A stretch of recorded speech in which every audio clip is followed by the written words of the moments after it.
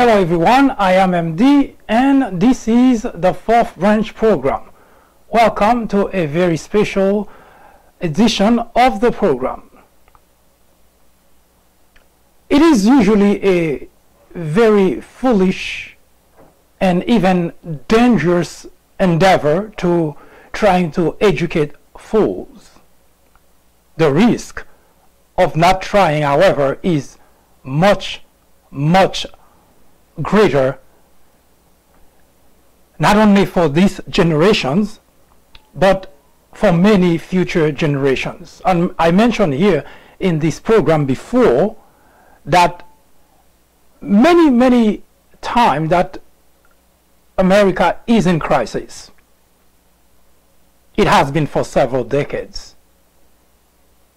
But the past 2 years, we have seen an acceleration in the erosion of our democracy and the decline of what were once the values we hold deeply. It is not the fault of one individual. It is not a scenario which started with the presidency of Donald Trump, as many people like to point out, with the complicity of the Republican legislators who are most concerned about their own political career over the loyalty to the nation, and organizations, of course, such as Fox, which are more interested in filling their coffers, even to the detriment of the country. Future generations may not have much of a country to be proud of. We remember a few weeks ago, Donald Trump expressed that very sentiment that most Republican legislators, elected officials, seem to embrace when he reasoned that he will not be around to repay the debt his administration and the Republican legislators have contributed to increase for no justifiable reason. The country is indeed in a crisis, and doing nothing is not a solution. Today, we will explore the many avenues or the many possibilities of looking at what can possibly be done. We have a political party that's completely gone, that simply does not care about the state of the country, the state of the union, does not care at all as to what happened to the country. Because most legislators in Washington, most Republican legislators in Washington today are simply not concerned about the state of affairs. And what makes the situation even worse is the fact that the constituents seem to go along with the ideas of destroying the very fabric of our society. Everybody is doing what benefits himself or herself, regardless the damage to the United States of America. For the past 2 years, we've watched, powerless, how the rule of law has been completely ignored. Our Constitution has been shredded. And we've been going down that path as if we are all okay with it. We are not. But a solution is needed badly. As mentioned earlier, if not, future generation will not be left with a country to have any pride over. And if we have any concern for the future generation, this is the time to do something in order to remedy the problem. We will explore a very uncomfortable topic, which is to hold the Trump administration accountable for the damage that has been done to the nation. In 1996, A small network by the name of Fox News was launched with just 17 million viewers. Today, with over 100 million people watching regularly, Fox has become the greatest threat to our democracy, constantly bombarding the airwaves with false information, distortion of facts, and outright lies presented to its audience as news. Fox has created an army of blissful ignorance. According to a survey, 82% of Fox viewers are ignorant of facts and the truth.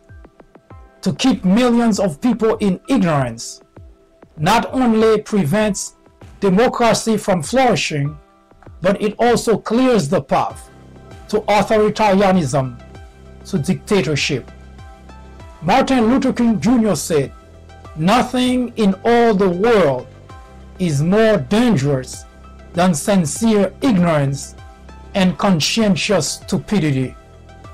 Let me finish by saying that democracy cannot survive in an environment where truth and facts do not matter. At Fox, truth and facts do not matter. Indeed, democracy in America is in jeopardy. It is a crisis the country can no longer ignore.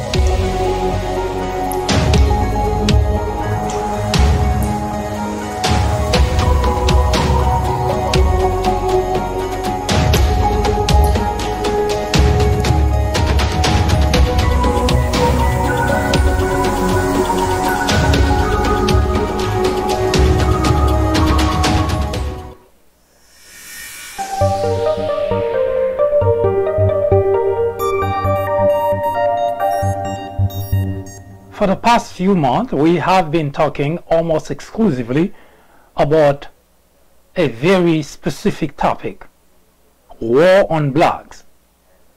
It is a topic dedicated exclusively to discuss, to debate race relations in America. Now, we have chosen the banner "War on Blacks" not just to sensationalize the issue, the discussion, but rather to point to a very important aspect of our conversation. That indeed there have been casualties, plenty of casualties on the black side. Now, we use the banner "War on Blacks" in order to point to that very fact. War suggests, well, there will be casualties. And without having to exaggerate, we know that there have been a lot of casualties on the black side. We have physical casualties, emotional casualties, psychological casualties, and yes, financial casualties. If you join us for the first time, welcome, and let me set the stage for you. In the conversation about race relations in America, from the very onset, we acknowledge two very important aspects in the conversation. One, there are millions of whites who are racist and who discriminate. And there are millions of others who are not racist, who do not discriminate. We also acknowledge the fact that people living today, black and white, were not around during slavery.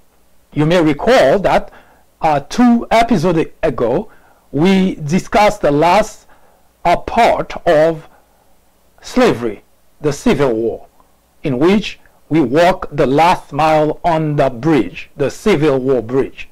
We also mentioned that the Civil War bridge is what links the past, slavery, to the present, the current situation in America, which is racism, discrimination, prejudice.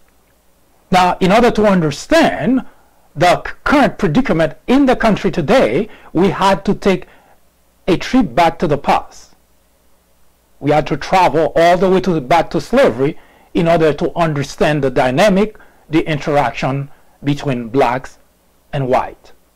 Now that we have discussed at length, not slavery, because we mentioned before that the purpose of going back to slavery was not to discuss slavery in particular.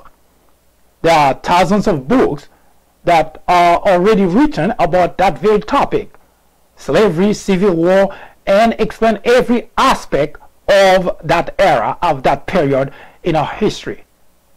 Our purpose, our goal, our objective to have taken that trip to the past was simply to understand the dynamic, the interaction, and why today, in the midst of the 21st century, discrimination, racism still rampant in the United States. What is the connection? What exactly is going on?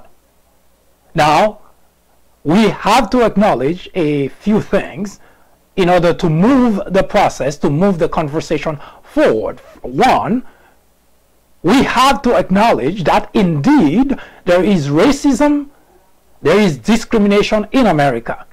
Unless there is a high or even enough acknowledgement of the problem, we cannot provide a solution, or there cannot be any solution. It goes for anything in life.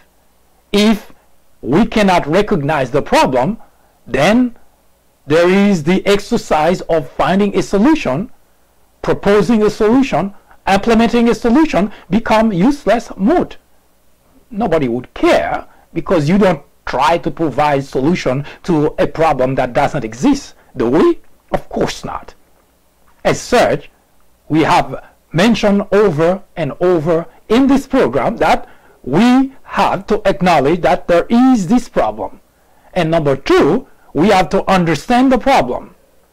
And number three, we have to implement a solution. The concerned parties have to come to the table and a solution must be proposed. Now, in the case of race relation, now we have to acknowledge the problem. We already discussed that there is, in fact, there is already a stumbling block, an obstacle in that very first bulleted point, which is to recognize, to identify the problem. We have come across individuals who simply think the problem is not really as widespread as we think. Others believe that blacks have exaggerated the widespread of the problem.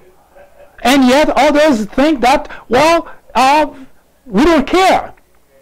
So there is already an issue that prevents to move the process forward.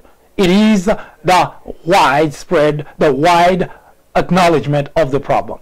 Of course, the second aspect is to understand the problem. As I mentioned earlier, we took a trip back to slavery, to the period of slavery rather, in order to understand the dynamic, in order to understand the interaction between blacks and white. Now, because we have crossed the Civil War bridge, we start to get an understanding, we start to see, at least to start looking at the sketch of why racism, discrimination rampant in America. In the past, it used to be very easy for white slave owners to simply do whatever that they wanted to blacks. They could kill them, they could execute them, they could hang them, because they were just properties. And nobody would ask questions, nobody would do anything to them if they so decide to wake up one day and what they wanted to do is kill a black individual. There would be no accountability whatsoever. Now, that was during slavery. Today, once again, we've seen a different aspect of the same problem. We are beyond slavery, are we not? 1865 was the year that Abraham Lincoln signed an executive order, the Emancipation Act, putting an end officially to slavery. And yet today we are witnesses of situations which clearly remind us of the practice done on blacks by whites. Now this time it's not white slave owners, because obviously there is no more slavery, but rather by police officers, white police officer, who can execute a black individual without impunity, with impunity rather. And there is no accountability. In the past, when a white slave owner did something or anything, including taking the life of a black individual, he did not have to account to anybody. Today, there is a semblance of justice in which you hear that there is going to be an investigation to understand what went on. And if, for some reason, the situation goes to court, then you can almost rest assured that 92 to 95% of the time, the police officer will work. Now, it is difficult to understand that someone who is unarmed has his body riddled with bullets, and for society to simply say it was justified. Indeed, we are watching right today, in the midst of the 21st century, predicament that blacks are put through that resemble pretty much the era of slavery. The question is, how can we possibly, as a society, continue to live the same situation, especially for blacks, that blacks were put through during slavery? The answer is not really complex. The answer is actually very simple. And we can find that answer in what we call institutionalized racism. You see, racism is a behavior, an action, or a thought that an individual, usually a white, has towards another individual, usually a black, based only, almost exclusively, on external factors. In other words, an individual, a white individual, would simply hate a black individual for no other reason than the skin color. There is no other factor, because the individual in question, white, does not know much about the other individual, black. That's racism. Now, institutionalized racism, on the other hand, is what we at the fourth branch, we are more concerned about. And I gave that example before. I do not care about my next door neighbor who doesn't like blacks. It doesn't impact me in any way, shape, or form. It doesn't make me any sicker or any healthier, any richer or any poorer. So it doesn't bother me at all. But institutionalized racism, on the other hand, is a system which nurtures, condones, or even promotes racist behavior, actions, and languages. Now, what does that mean? Now, what that means is that we have a system in place that is somewhat, whether voluntarily, unknowingly, or even because people want to go along with what is already in place, even when they understand that it is wrong, but they help to perpetuate it, they help to nurture it, and they also help to keep this whole system in place. Now let me give an example. We mentioned here in this program before that a few months ago, Mitch McConnell, Senate Majority Leader, tried to place on the federal bench a gentleman, a judge by the name of Thomas Farr. Now, Thomas is a judge in North Carolina and is openly racist. He doesn't make any excuse for his way towards black. And yet, the Senate Majority Leader, Mitch McConnell, tried a few months ago his best to put him on the federal bench. That's what we call institutionalized racism. Take him practicing racism at a local level and now place him in a much higher position in order to continue to spread and perpetuate the institutionalization of racism in America.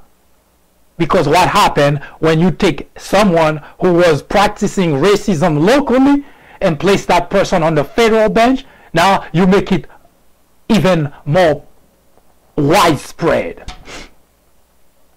Another more day-to-day type of example that we also use here before is, of course, stop and frisk in New York, for instance. When there was a time, it still happened, but not as frequently as it used to, where law enforcement would stop people on the street for no reason except that they say they suspect. They stop people and search the individual. But we know, based on record, that most of the people that were stopped were blacks. That's what institutionalized racism is, because they stop blacks more often than they stop whites. And I also gave the example of a predicament, a situation that was going on at that time.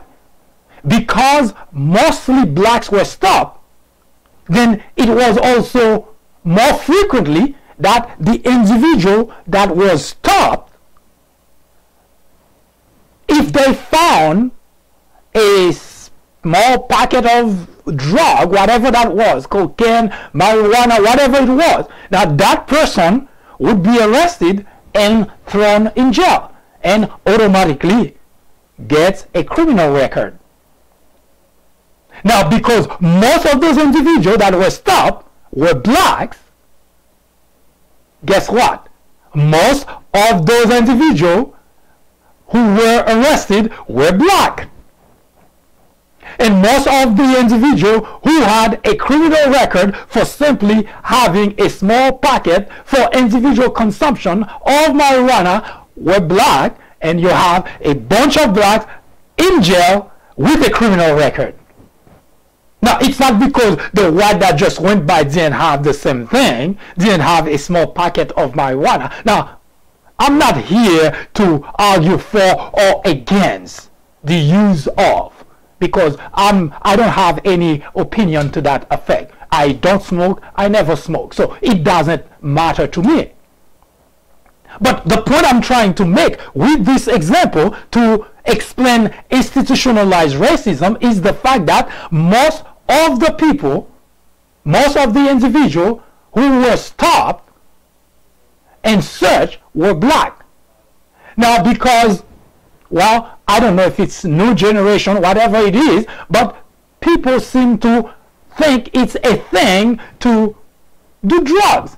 So they would have a small bag of a packet of marijuana, weed, whatever it is, for individual consumption, and because it was illegal now, most of the states start legalizing those drugs, so it probably may not, it may not matter anymore. But at that time, because of the fact that most of the individuals stopped and searched were black, and if drug was found on those individuals, they would automatically be arrested, thrown in jail, and labeled criminal. Now, that was a practice that was going on across the board. That's what institutionalized racism does. It detrimental to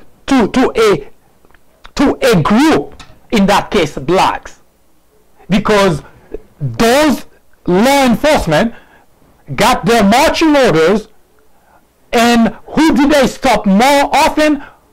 Blacks. And the reason, and you have to understand why, because if they were stopping whites at the same rate as they were stopping black, I guarantee you that law, that practice would have stopped would have changed a long time ago. But because blacks were the party being stopped, and everybody only see it in one way, that, well, blacks, well, who cares?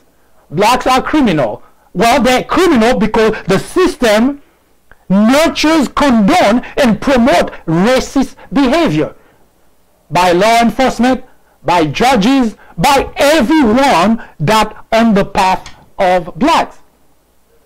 As such, when I say war on blacks, now a lot of people misunderstand this particular banner, the label, is not for sensationalization of the conversation, but in order to point to the very problem that has plagued the black community, that there have been casualties, and those casualties are inflicted by society on blacks. Those are not accident. When the stop and frisk took place, they targeted mostly blacks. Now, if you target mostly a group, it goes without saying that's a logical thing. It goes without saying that the most of the people you're gonna find that do drugs or that has small packet of drugs would be black. There is it's not a genius thing to think about. If you were stopping blacks and white at the same rate, then you would have found out that blacks and white have those small packets of individual consumption of drug at the same rate. But that's not what was going on. Because it was easier for law enforcement to do that and to continue the practice and to put more blacks in jail and to label more blacks criminal, then, hey, they get the marching orders for the chief of police, and everybody is getting promoted on the blacks of the back, on the back of the blacks. In the past, it was the white slave owners who were getting rich, who were sending their kids to Ivy League school, who were getting buying businesses, land, houses, and so on. Today, it's politicians. It's the chief of police. It's the police officer on the street who getting higher rank, all on the back of the blacks. Nothing has changed. Only the predicament, only the circumstances are different, but everything still stays the same. From the time of slavery to today, we're still watching the same movie, the same thing evolving right under our eyes. So when I mention war on blacks, it ought to be understood that it is the institutionalization of racism in America that continue to claim the lives and the future of blacks in the country. This is not an exaggeration. This is not a product of my imagination. Now, tomorrow we will discuss a few examples of the physical casualties, recent physical casualties that are caused by this very problem that we're going through in the United States, which is racism, institutionalized racism, that is.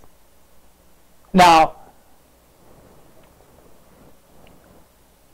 in the past, during slavery, white slave owners, they had used a very inhuman way to teach lesson to black slaves and to discourage other slaves from following the footsteps of those who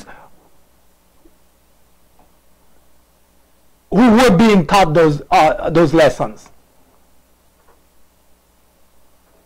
And I'm going to show you today, again, slavery has been over for over a century. And yet, the method used by the white society in order to continue the practice of racism, in order to make certain the racism is institutionalized in our society, we're going to show you that they're still using the same method, or I should say similar, comparable method to what was used during slavery. Hi, I am MD, host of the Fourth Branch program. War on Blacks is a topic added to the Fourth Branch programming in order to discuss the intricacies, the complexities of race relation in America. The goal is threefold. 1. To bring attention to the various forms of prejudice, discrimination, and racism in the country. 2. To expose the undeniable presence of such in every aspect of life and every corner of our society. 3. To extricate us all from the ignorance, the indifference, or the complicity. The ultimate objective is to make the discussions of those issues, racism, prejudice, discrimination, a normal part of our lives.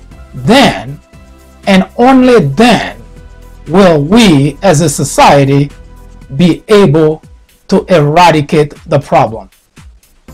Martin Luther King Jr. said, "Nothing in all the world is more dangerous than sincere ignorance and conscientious stupidity." Abraham Joshua Heschel exclaimed, "Racism is man's gravest threat to man, the maximum of hatred for the minimum of reason." Join me in the journey to restore equality. Or would you please get out of the way? Thank you.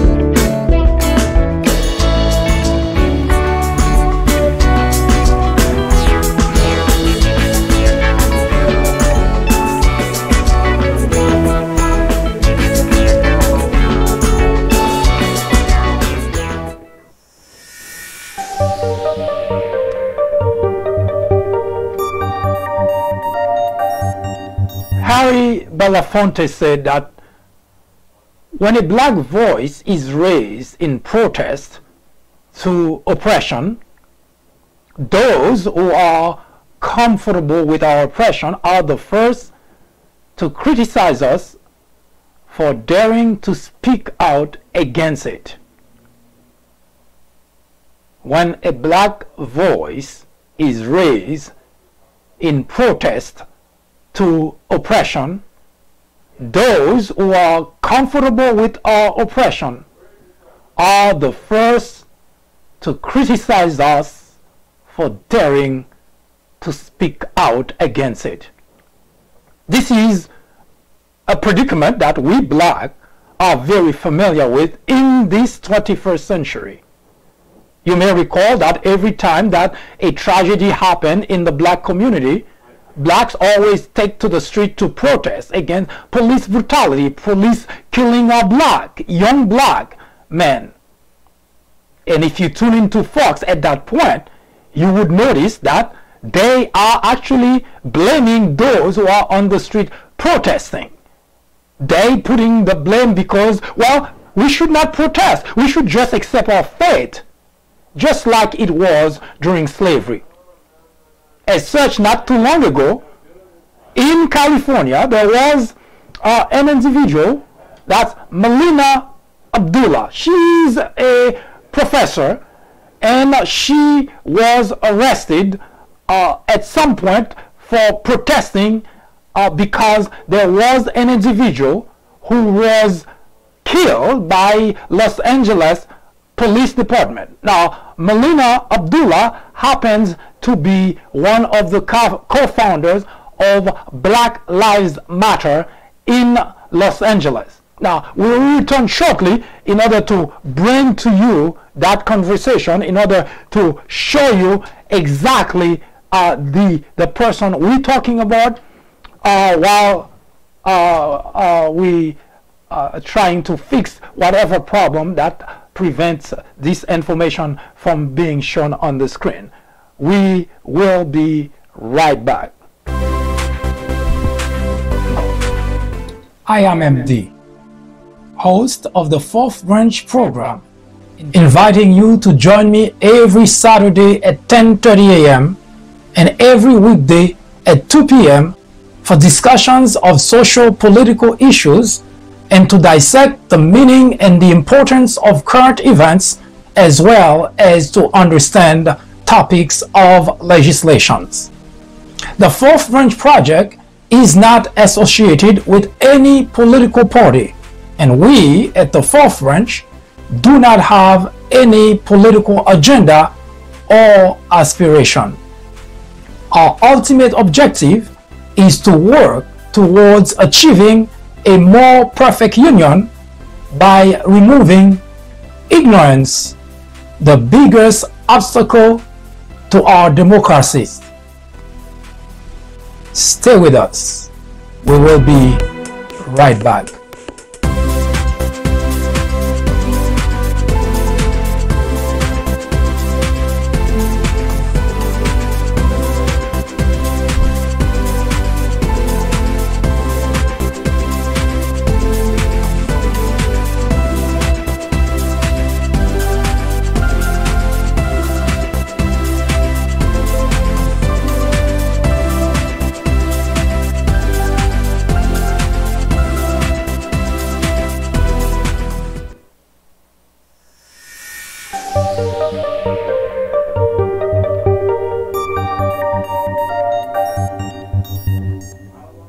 Harry Belafonte said, "When a black voice is raised in protest to our oppression, those who are comfortable with our oppression are the first to criticize us for daring to speak out against it."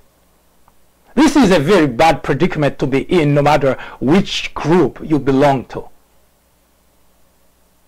It's already outrageous to have to be oppressed, and now to have others criticizing you for being outraged because of oppression makes it all the more difficult. Now, Melina Abdullah, she is a professor, and she was arrested last May. Now, she was arrested because she attended a meeting that was, you know, those town hall meetings, those commission meetings, during which time, of course, the government, whatever the agency, whatever it is, whether it's police or the commissioner or whatever the case was in that, and she attended, and of course, rightfully so, she was very emotional about the whole thing. And the reason is because just a few weeks prior, Waukesha Wilson was gunned down, well, rather die in the hands of LAPD. And the whole conversation was trying to resolve this problem, this tension that exists between blacks and white. And as I mentioned many times here, every time that there is a tragedy, there is always this semblance that let's work through it, let's try to figure out a way to get the community together, let's police work with the community in order to solve this problem. This usually lasts a couple of days, and then beyond that, everything falls until the next tragedy happens. And blacks in general have been under this predicament for many decades now. So it was quite understandable that Melina Abdullah, who, again, as I mentioned earlier, co-founder of Black Lives Matter in Los Angeles, there was a very heated conversation. There is a very heated argument inside the room, and she was arrested. Now, here's what attracted my attention with this particular case. Now, people who protest get arrested all the time, right? They get arrested all the time because that's part of what we call the system of democracy in the United States, that you protest against government wrongdoing and the other side feel that you went beyond the line, whatever that line was, and you get arrested. So eventually this whole matter would be resolved really pretty quickly because it's civil disobedience. However, that end up happening. But in the case of Melina Abdullah, she was accused of trying to reach for the officer's gun. Now, we know it's a lie. They said she was trying to reach for the officer's gun.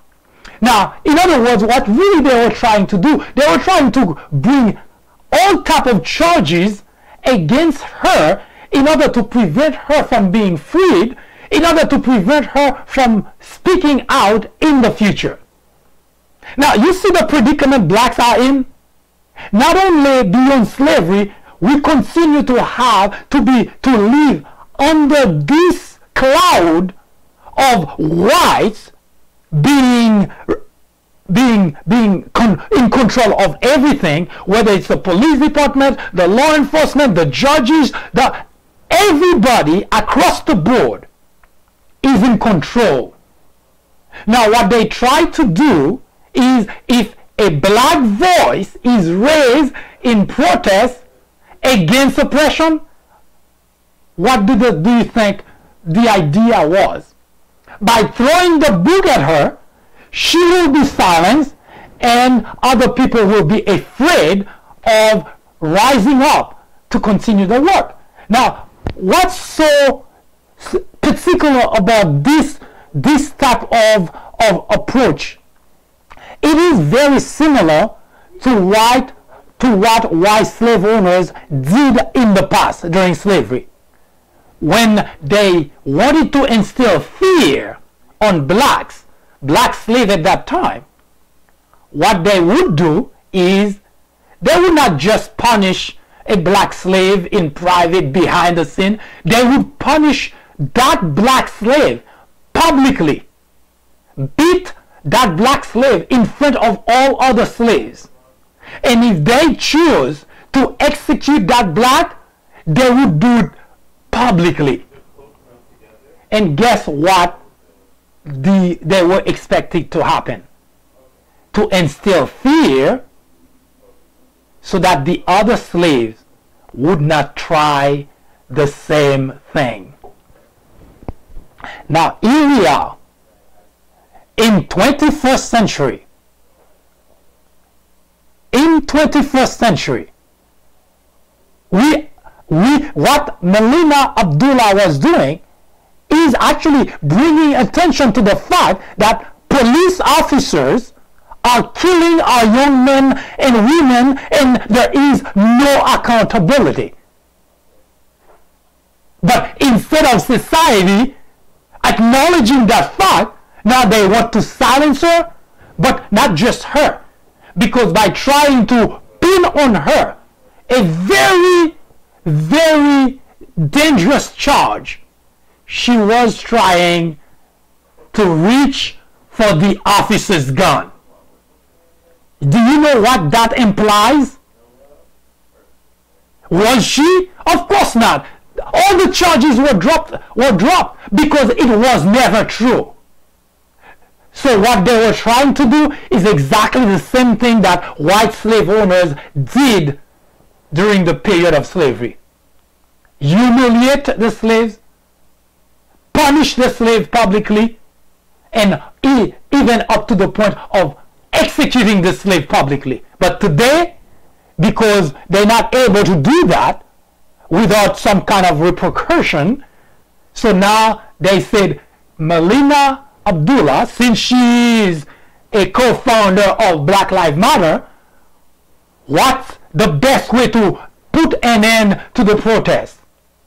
What's the best way to end this whole thing altogether?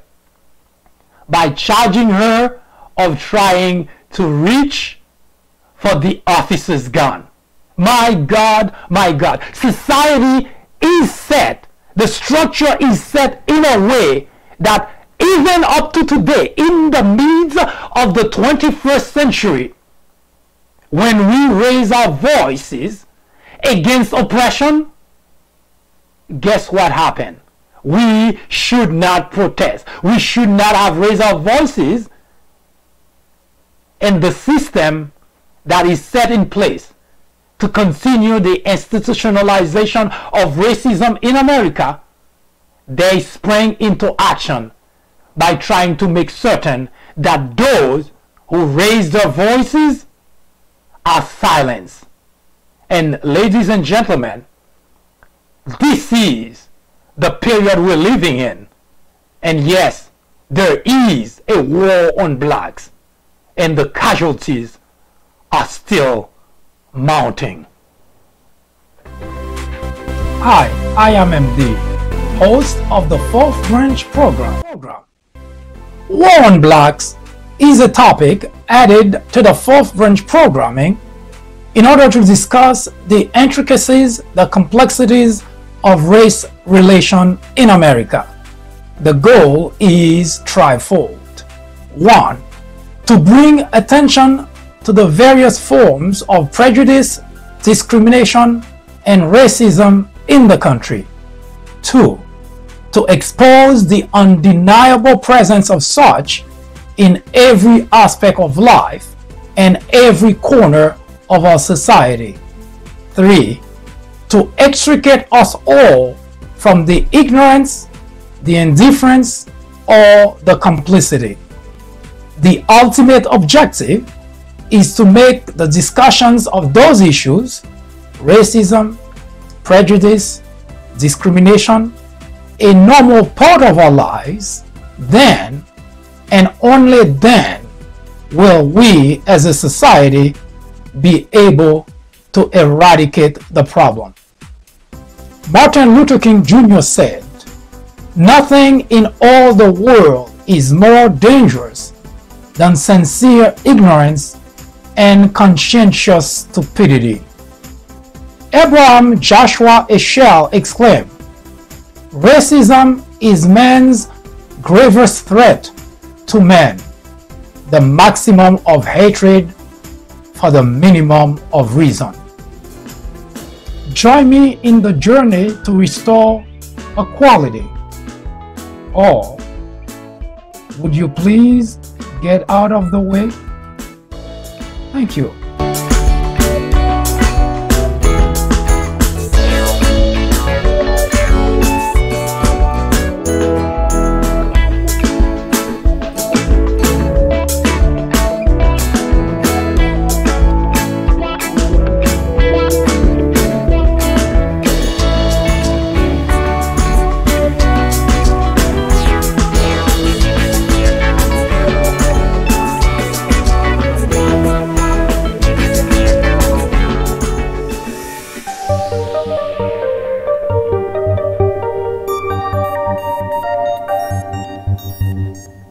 The politics of fear.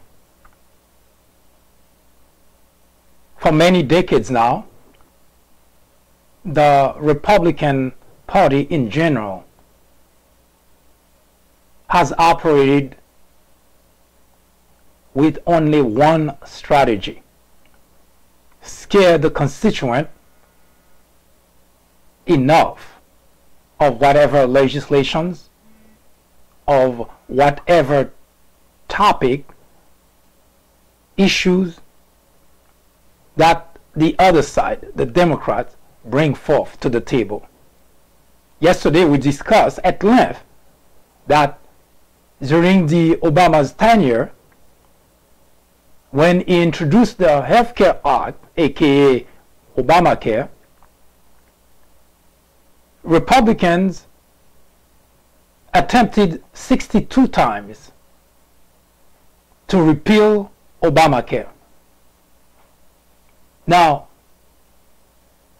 don't get me wrong, legislators can disagree, and they may have different ways of getting to the same outcome, and each side would decide that, well, my way is better than yours.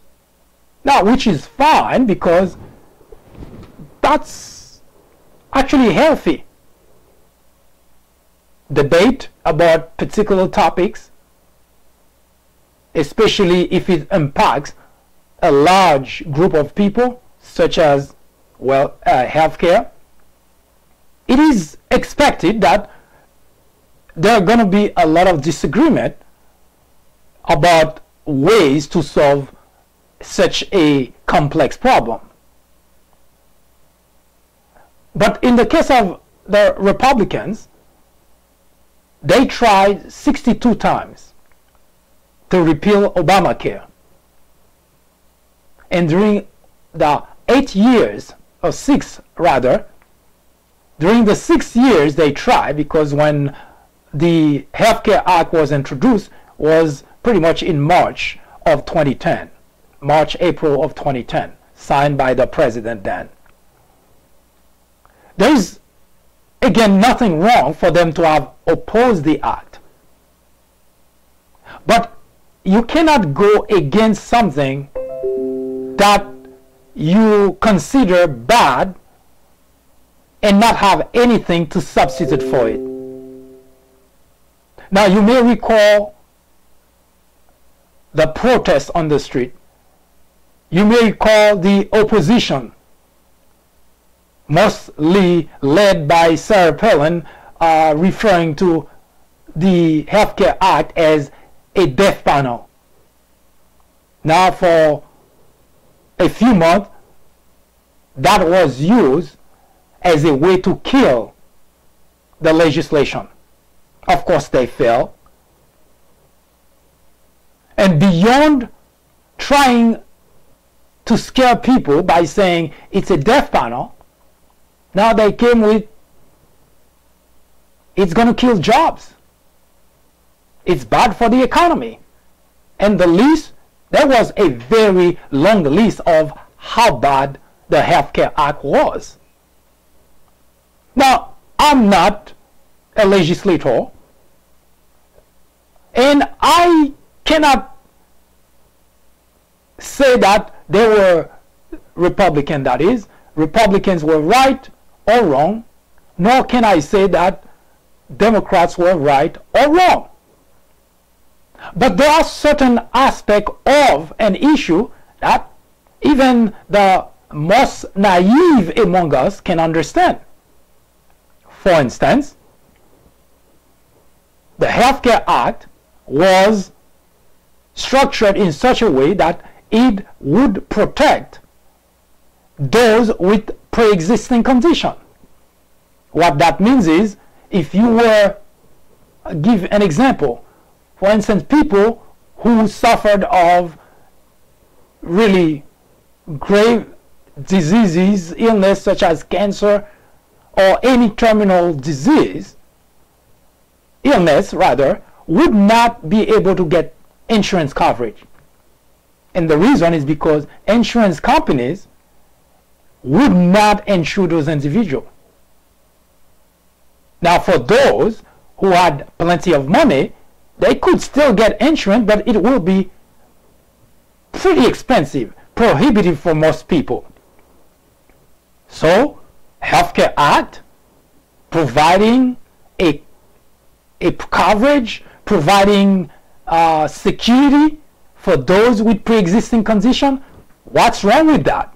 Of course, nothing, but Republicans would not let their constituent even come close to find out about that because they tell you it was completely bad. Second aspect of the Healthcare Act was prior to Obamacare, children under their parents' insurance could only be insured up to the age of 21. Now, under Obamacare, they could be insured for as long as they were in college or until age 26. What was wrong with that? Now, there are a couple of other aspects of the Healthcare Act that, no matter how naive anyone happens to be, you could understand that those things are good for the constituent. But you could not know or hear about any of what I just mentioned because your Republican legislators did not provide their constituent even the remote possibility of learning about it, let alone to ensure themselves. So they introduced death panel. They say that yes, Obamacare is going to make it easy to kill your grandparents. That's politics of fear, politics of deception. There was nothing true about it. There was never anything true about it. You may recall also when Obama was elected, there was a hysteria about Obama was going to take everybody's gun away, and people were rushing to buy more weapons, more ammunition. There was never anything true about it. It was never discussed. It was never looked at. It was never part of Obama priority.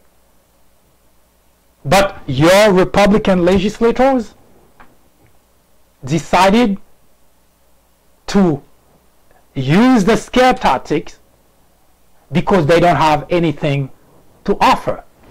That's what you do. When you don't have anything to offer to your constituent, then you scare those individuals away from the other side that can offer something. Now that something may not necessarily be the perfect something, but at least has something to offer. But the Republican legislators, elected officials, they rely exclusively on the gullibility, naiveness, and ignorance of the constituent in order to strive, in order to keep their job. Now that is sad, and that is also a crisis for the country. Now, I mentioned before that Donald Trump did not invent that. The idea of Donald Trump lying to the constituent is just better at it, and is just better at exploiting the weakness. That's all. Donald Trump did not create the predicament. He's not that good. Donald Trump is smart enough to see the problem, is smart enough to find out about that weakness and exploit it. But the Republican leaders in general have been operating under that kind of scenarios for decades now.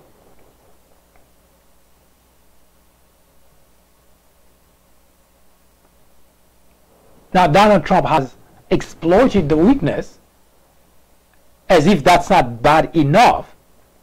Now he has accelerated the problem. He has exacerbated the problem to the point that now it becomes a danger for the country. Because it's no longer about just lying to you that Obamacare is a death panel. Because as it is obvious that at some point you will find out on its own they were lying to you. Now it had gotten to a point where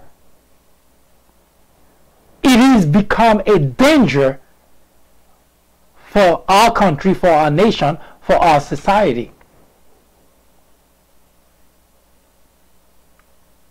Now I know a lot of individuals which I rightfully call fanatics, because to me there is a big difference between supporter and fanatics. I mentioned before here that during the primaries, in fact before even the first debate, the first Republican debate, of all those Republicans vying for the office of the presidency, I was the first individual who argued on behalf of the candidacy of Donald Trump. Yes, at that time it was, you may not recall that time because today, especially individuals who are fanatics, they just cannot see clear anymore. But you may, if you were to take a look back, you may recall in the first couple of months of Donald Trump among those individuals vying for the office of the presidency, it was a joke. People were just laughing at what he was saying. It was just, well, Donald Trump. It was at a time when I could see the benefit of Donald Trump being a candidate for the presidency of the United States. There is supporter and there is fanatic. Those are two different words. Now, I wrote several articles in which I argued favorably for Donald Trump during the primaries. Even during the general election, if you may recall that there was a Never Trump movement, I personally was against the Never Trump. I even wrote an article in which I said, stop Trump bandwagon. Because that's what the Never Trump was. So it was a bandwagon out there, both Democrats and Republicans, who were campaigning to stop Donald Trump. Even at the time that Donald Trump clinched the nomination, you may recall, there was still a lot of activities behind closed doors in the Republican circle who were trying to figure out a way to deny Donald Trump the nomination. I even wrote about that and said he should be recognized as the nominee because this is how our system of democracy works. So he could not deny Donald Trump the nomination of the Republican Party. So I said all that for a reason. I'm not someone who just talking and say it's time now for the country to recognize Donald Trump must be dealt with. It's because just the same way I argue on behalf of Donald Trump as a candidate and even argue on behalf of Donald Trump as a nominee, today I'm here to tell you that Donald Trump represents the greatest danger to our nation, represents the greatest danger to our democracy, and it should be dealt with appropriately. Now, I recognize that all those people who saw Donald Trump as a joke in the beginning now line up behind Donald Trump as if, well, he's a saint. So anybody who say anything that doesn't seem to approve of what he's doing is considered as an outcast. That person, we don't need to hear from that individual. Now, we recognize that problem because it happened before in the United States. Just a couple of days ago, we were talking about the Civil War, during which time millions of people could not recognize that the right thing to do, which is to put an end to slavery. So we've been there before. We had millions of people who could not think straight. Millions of people who did not have leaders who could guide them appropriately. Instead, they went the wrong way. We are again at this juncture in our history that Donald Trump has been taking the country down a path that is, by any logic, is bad for the country. But those, just as it was during slavery, who could not recognize the right thing to do, again today we have the exact same predicament or similar predicament, in which we have millions of individuals who cannot recognize that Donald Trump is indeed a danger for our society, is bad for our country. And it's not,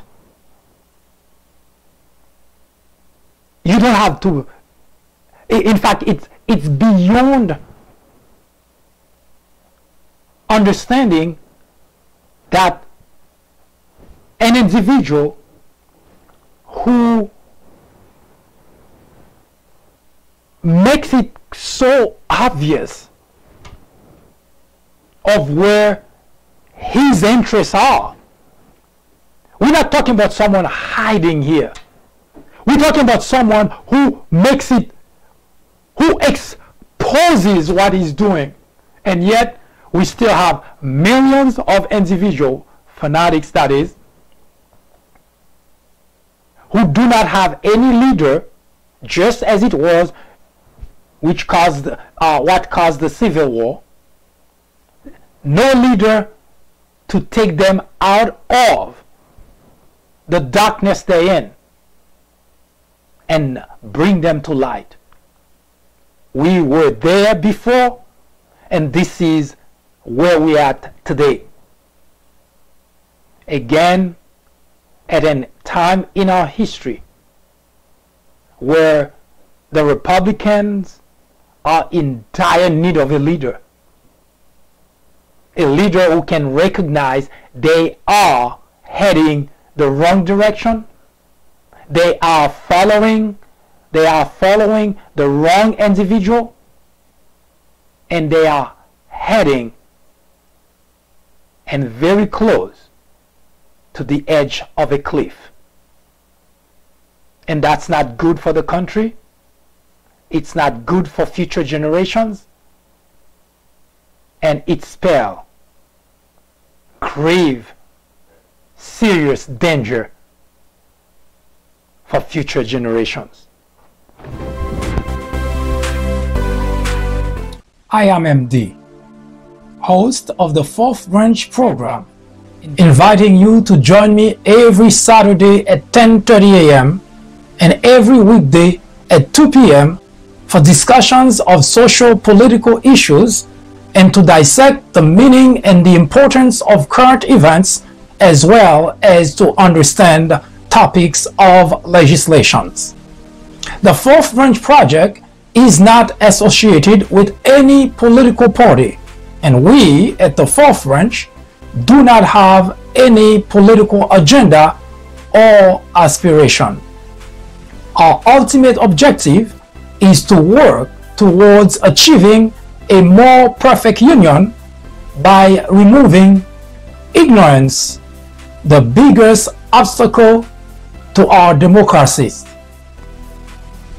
Stay with us. We will be right back.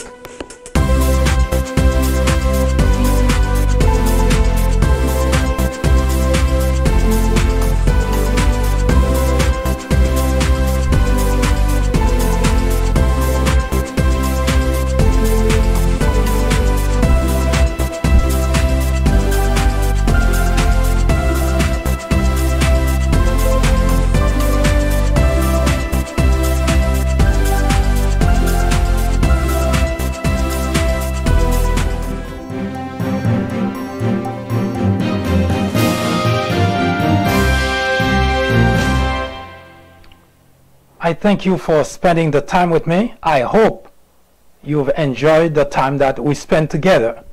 If you have any question, suggestions, comment, criticism, please do not hesitate to contact us. Should you have a topic you would like us to talk about, please send us a line. We will take a look at it. We'll research it and talk about here on the 4th Branch program.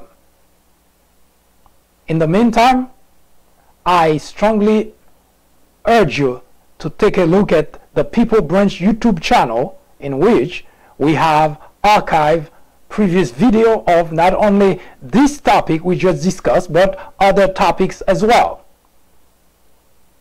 I hope you have a wonderful afternoon or evening, whichever it happened to be. Good day.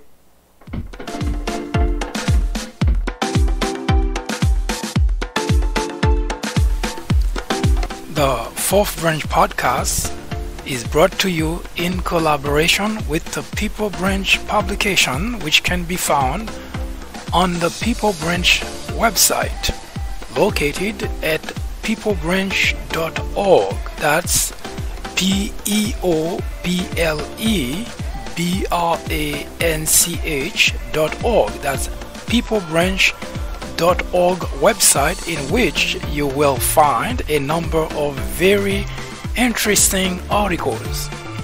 My name is Mike Duchesne, MD for short. I hope you have a great afternoon or a great evening, whichever it happens to be.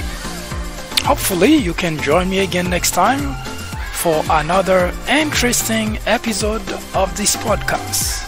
That was the 4th Branch, live from New York. Good day.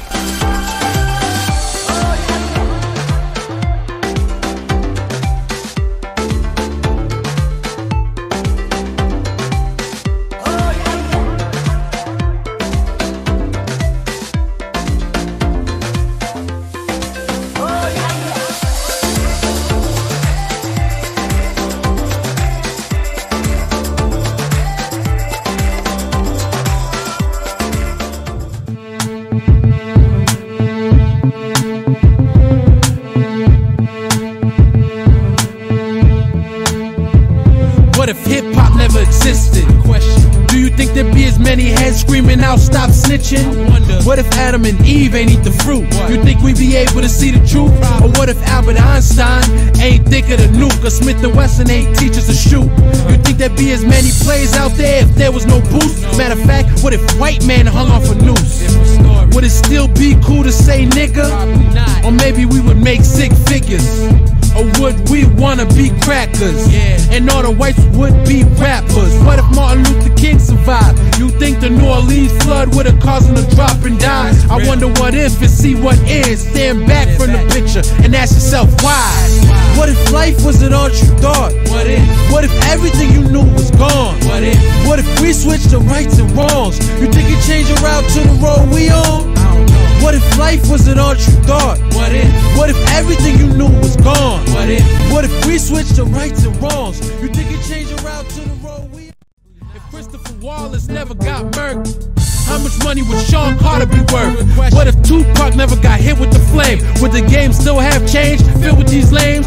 What if Jabari wasn't speeding down the street? What if the bullet Malcolm sent never hit Zeke? A black guy dropped off at the house instead of the stop? Or Ali never got bopped by the cops? What if the little homie Easy didn't die? Stand back from the picture and ask yourself why. What if life wasn't all you thought? What if everything you knew was gone? What if we switched to rights and wrongs? You think you'd change your route to the road we on? What if life wasn't all you thought? What if everything you knew was gone? What if we switched to rights and wrongs? You think you'd change your route to the road we on?